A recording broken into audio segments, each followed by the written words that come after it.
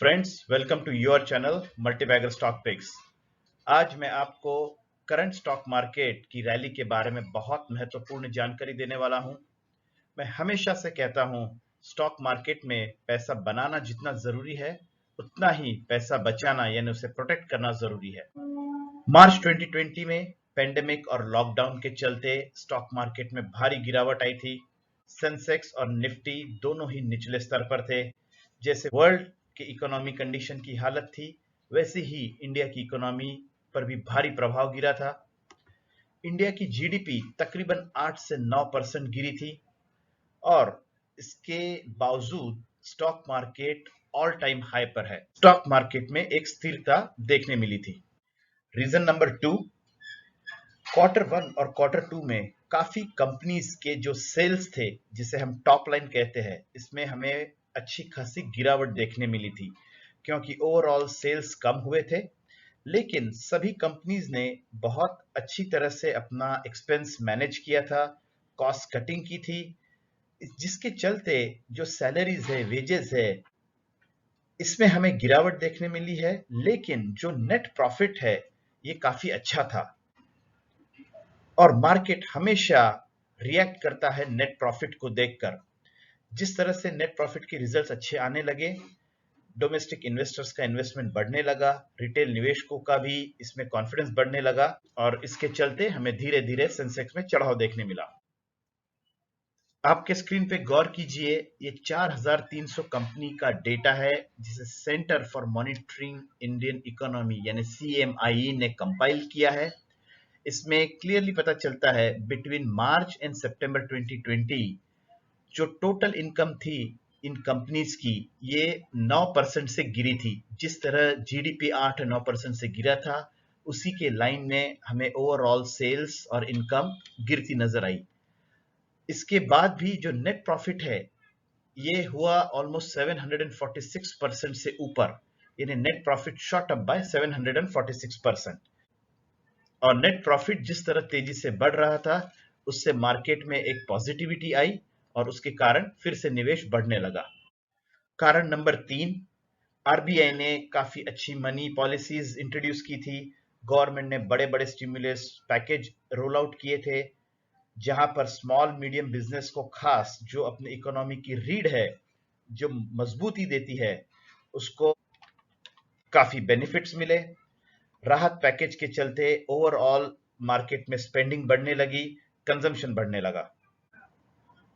चौथा कारण, सितंबर 2020 से तकरीबन हर महीने एफआईआई ने तेजी से बाइंग शुरू कर दी थी। 35 से 40 हजार करोड़ का पर मंथ एफआईआई बाइंग कर रहा था। दिसंबर 2020 तक ऑलमोस्ट 1 लाख करोड़ से भी ऊपर एफआईआई ने नेट बाइंग की थी।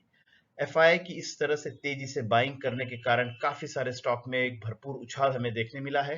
इसके साथ काफी सारी कंपनीज जो स्लो डाउन और स्लो इकोनॉमी के कारण कहीं और निवेश नहीं करना चाहती थी, जैसे एक्विजिशन या प्लांट एक्सपांशन, ये जो कैश वापरा जाता है, जो इन्वेस्टमेंट किया जाता है, ये स्लो इकोनॉमी के कारण काफी सारे कंपनीज ने और कॉरपोरेट्स ने कहीं और निवेश करने के बजाय शेयर होल्डर्स को डिविडेंड्स और बायबैक देना शुरू किए।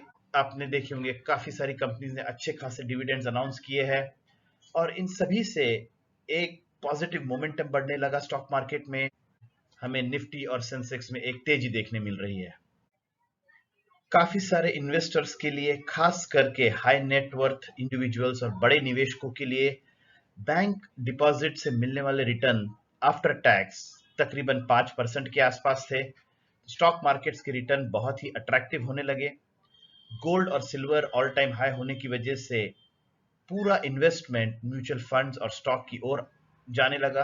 इन सभी कारणों से आप देख रहे हो, आज सेंसेक्स ने 50,000 को क्रॉस कर लिया है। तो इस एनालिसिस के बेसिस पे आगे क्या हो सकता है, रिटेल निवेशकों को क्या करना चाहिए, ये जानते हैं।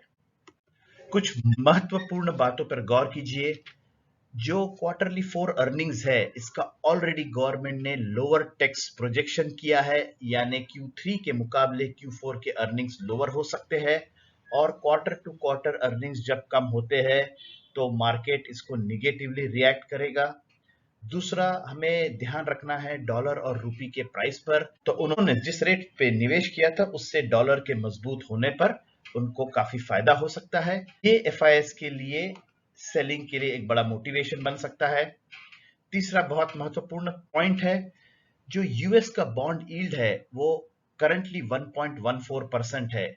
जब ये बॉन्ड यील्ड 2.5% को क्रॉस करेगा, यानी यूएस के अर्निंग्स यील्ड को क्रॉस करेगा, तो एफआईआई के लिए एक बहुत बड़ा मोटिवेशन बन जाएगा कि भारत से मनी पुल आउट करके यूएस और बड़े मार्केट्स में इन्वेस्ट करे, और इसके चलते काफी सारे स्टॉक में भारी गिरावट हमें देखने मिल सकती है।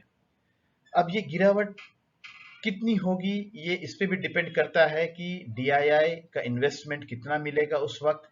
अगर डोमेस्टिक इन्वेस्टर्स काफी इन्वेस्ट करेंगे तो शायद गिरावट कम देखने मिलेगी। अगर एफआईआई मनी पुल आउट करते हैं, डीआईआई का इन्वेस्टमेंट कम होता है, रिटेल निवेशक भी क्वार्टरली अर्निंग के कारण काफी स्टॉक्स को सेल करते हैं, तो ये सब के कॉम्बिनेशन पे हमें एक भारी गिरावट देखने मिल सकती है। तो मेरा मानना है कि हमें बहुत सतर्क रहना चाहिए, खास करके अप्रैल से जून का जो क्वार्टर है, इस टाइम में एक या दो मेजर करेक्शंस आ सकते हैं, भारी गिरावट आ सकती है। मैं यहाँ पे सिर्फ रिटेल निवेशकों को सतर्क करना चाहता हूँ, ताकि उनके पास अगर कोई स्मॉल और मिड कैप है जो लो क्वालिटी है, जो इस बुल रन में काफी तेजी से बढ़ गए हैं, लेकिन जिसका सेल्स, जिसका नेट प्रॉफिट, जिसके फंडामेंटल स्ट्रांग नहीं है, उन्होंने इस रैली में उसको बेच देना चाहिए, प्रॉफिट बुकिंग कर लेनी चाहिए। और जब भी करेक्शन आता है तो हाई क्वालिटी टॉप स्टॉक्स को धीरे धीरे अक्यूमुलेट करना शुरू कर देना चाहिए। मैंने काफी सारे अच्छे स्टॉक्स के बारे में एनालिसिस दिया है, सबकी डिस्क्रिप्शन में आपको लिंक मिल जाएगी। इस करेक्शन का आपने लाभ उठाना चाहिए और लॉन्ग टर्म इन्वेस्टमेंट के लिए एक अच्छा पोर्टफोलियो बनाना चाहिए। मेरी विनती है कि इस इंफॉर्मेशन को आप ज्यादा से ज्यादा लोगों तक पहुंचाइए, खास करके आपके परिवारजन और मित्रों के पास पहुंचाइए जिनका hard earn money stock market में लगा हुआ है। इस रैली को देखकर काफी सारे लोग आंख बंद करके पैसा इन्वेस्ट कर रहे हैं, लेकिन अगर मार्केट में बड़ा करेक्शन आता है तो काफी सारा पैसा मार्केट से निकल सकता है और काफी लोगों को भारी नुकसान पहुंच सकता है। तो आशा करता हूं आपको ये मेरा पूरा एनालिसिस पसंद आया होगा। यहाँ पर कही गई बात और एनालिसिस मेरी पर्सनल राय है, निजी ओपिनियन है।